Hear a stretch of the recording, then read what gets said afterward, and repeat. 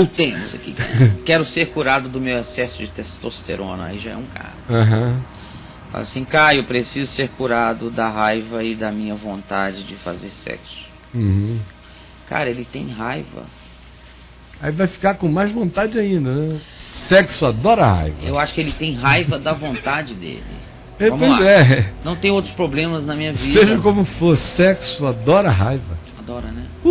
Essas raivas assim de proibição, quando o cara fica com raiva do proibido em relação ao sexo, Sim, cara. dá mais tesão do que tudo. Não tem afrodisíaco melhor pro sexo do que um cara ficar com ódio do que ele interpreta como sendo a proibição contra o sexo. Se ele consentir, dá muito menos tesão do que ter raiva. do que ele ter raiva. A raiva potencializa o tesão dele. Cria um tesão revoltado. O que é um tesão revoltado? É um tesão guerrilheiro. É um tesão tupamaro. É um tesão sendeiro luminoso. É um tesão Asfark. É um tesão Bin Laden. É um tesão Al-Qaeda. É um tesão talibã. É um tesão fanático. É um tesão incontrolável. É o que levanta a espada, né? Meu amigo, é o tesão jihad. Jihad. É. Vamos lá. Não tem não tenho outros problemas na minha vida, mas isso me constrange. Acredito que tenho excesso de testosterona. Tenho 27 anos. Eu já passei 2 dias seguidos fazendo sexo sem parar. E quando fico com raiva, sou incapaz de me controlar. Fico agressivo, minha pressão sobe bastante, Caio. Após desse desejo por sexo, quando minha esposa não me atende, acabo recorrendo à pornografia e à masturbação. O que fazer? Como me curar definitivamente disso? Bom, eu gostaria de poder dizer para você, na perspectiva em que você perguntou, como é que você poderia fazer para se curar definitivamente, mas eu não posso, porque eu não sei. Eu sei quem pode curar você definitivamente. E definitivamente que tem que ser relativizado. Porque todo definitivamente debaixo do sol é relativo. Todo para sempre debaixo do sol carrega a relatividade do homem que pronuncia o para sempre. Só existe um para sempre absoluto. É o para sempre de Deus. Por isso é que até hoje o único amor que de fato eu conheci na plenitude total do amor que não se altera sob hipótese alguma com qualquer coisa é o amor de Deus. Porque mesmo o amor dos que amam mais profundamente neste mundo ainda se deixa alterar, ainda que muitas vezes não desista de amar, mas se deixa alterar em relação ao objeto, aos objetos amados. Então, tudo nosso é relativo, nosso definitivamente tem a relatividade da nossa realidade e carrega a boa intenção da verdade do nosso coração, que quer que seja para sempre. Por isso, em relação a tudo, é que o apóstolo Tiago diz que a gente deve dizer, se Deus quiser, tanto farei, quanto serei, como será. O meu desejo é este. E eu entrego a Deus para que ele permaneça, segundo o que seja melhor, porque hoje esta é a verdade sincera e eterna do meu coração. Mas eu digo isso com relatividade, com humildade, com quebrantamento, o que torna a disposição de que o para sempre se torne para sempre muito mais forte, quando eu me enxergo até, do que quando eu acho que eu tenho o poder de dizer que sou eu que realizo os para sempre mesmo. Agora, isto dito, só para tirar do que eu vou dizer a ideia de receita ou de solução definitiva para qualquer coisa, afirmando eu apenas que sei quem é aquele que pode lhe curar, mas dizendo também que eu não sei como ele operará tal cura, eu ouso apenas lhe falar o que, como irmão, eu desejo lhe dizer em relação a isso. Número 1, se você tem a suspeição de que existe excesso de testosterona em você, você deve ir a um endocrinologista e deve medir a sua quantidade de testosterona.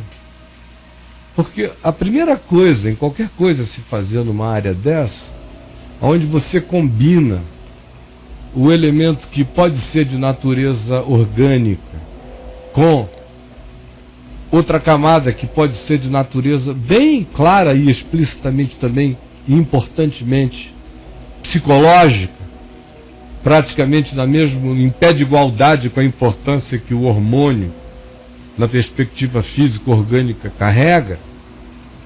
Quando você tem equivalências dessa natureza, como é o caso de testosterona no organismo em abundância, produz essa reação metabolizada pelo seu cérebro e injetada e devolvida a você organicamente como uma necessidade orgânico-compulsiva de desejo e prática sexual. Por outro lado, não necessariamente. Há pessoas que não têm nenhuma taxa de testosterona hiper elevada, experimentam-na no nível da normalidade, mas que sentem o mesmo desejo incontrolável e compulsivo de posse sexual, de relação sexual ou de prazer sexual, emulados não pela testosterona química, mas pela psicologia da relação com o outro, que às vezes emula na alma do indivíduo algo muito mais explosivo até do que a testosterona explica.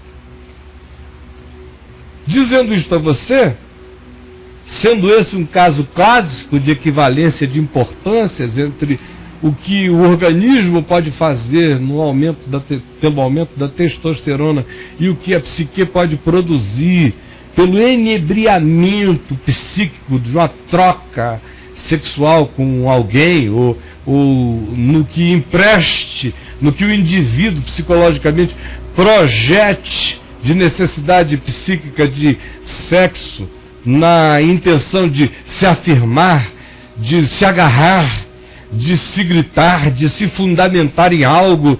Enfim, existem tantas variáveis para explicar o desejo compulsivo do fenômeno, tanto no corpo quanto na alma. Sendo esse o seu caso, você tem que começar da coisa mais praticamente verificável, que é a sua taxa de hormônio no endocrinologista. Certo, mano? Dá uma chegada lá e veja. Explique. Diga o que você sente exatamente. E haverá, se ele vir qual é a sua intenção, ele vai fazer as medições que você solicitar. E vai interpretá-las para você da maneira adequada. Se você tiver taxas realmente acima do normal, ele vai sugerir a você se existe alguma coisa que ele recomende você faça. Aí você, de posse desse primeiro resultado e dessa primeira opinião, procure um outro endocrinologista, igualmente bom e respeitado. Conte de novo a mesma história.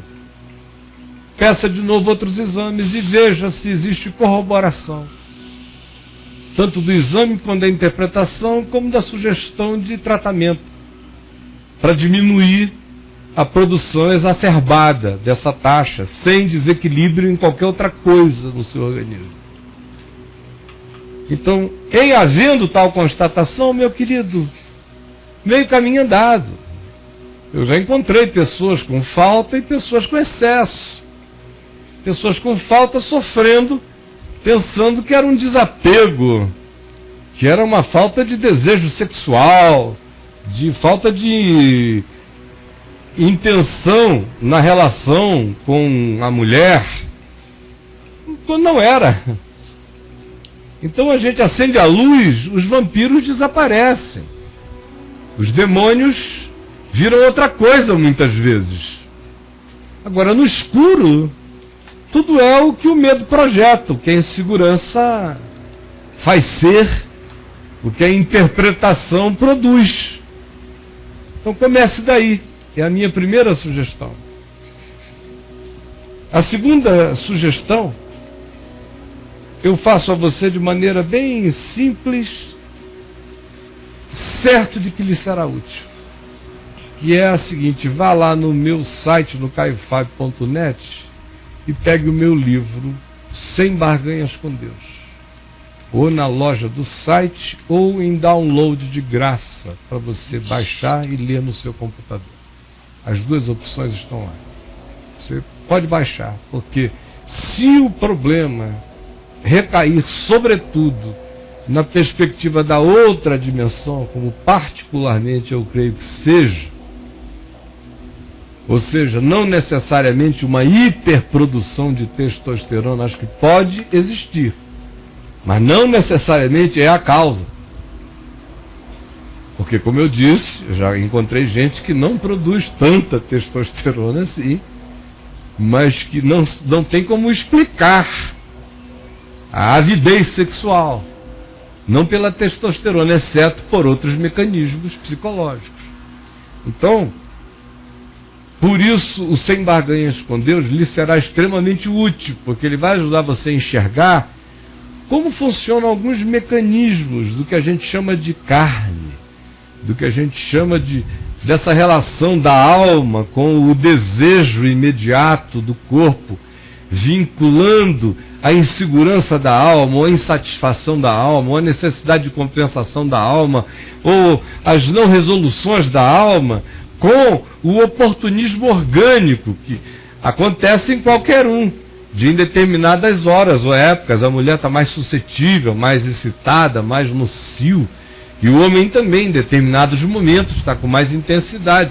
Quando as intensidades orgânicas calham e coincidem de coincidir com fragilizações dessas outras naturezas psicológicas que eu acabei de mencionar, às vezes cria um bolo que deflagra uma primeira vez um processo que vai crescer como processo, que vai viciar como processo, que vai passar a ter vida de si mesma, vida própria, de modo que não deixe de olhar os dois polos dessa observação, tanto a orgânica quanto aquela que seja de natureza psicológica.